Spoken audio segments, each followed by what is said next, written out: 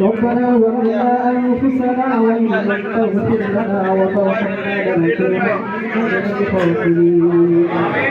ربنا آتنا في الدنيا حسنة وفي الآخرة حسنة وقنا عذاب النار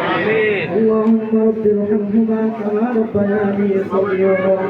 اللهم رب ارحمهما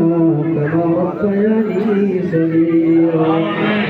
اللهم بارك لنا في رجب وشعبان وبلغنا رمضان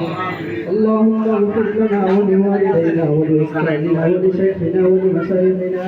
ولأحبابنا ولأزواجنا ولذرياتنا ولمن له حق علينا ولجميع المؤمنين والمؤمنات والمسلمين والمسلمات الأحياء منهم والأموات إنك سميع قريب مجيب الدعوات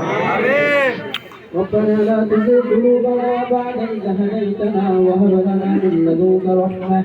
إنك أنت الوهاب يا الله يا أرحم الراحمين يا رب العالمين এই জায়গায় বসে আমরা সবাই মিলে শরীফ পাঠ করেছি শরীফ হাত ধরে ইখলাস তেলাওয়াত করেছি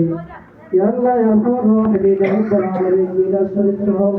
আমাদের তেলাওয়াত করবার শাহিদ আবার কবুল করেন মাওলা আমিন ইয়া আল্লাহ ইয়া আরহামার রাহিমিন ইয়া রাব্বাল আলামিন মিলাদ শরীফ এবং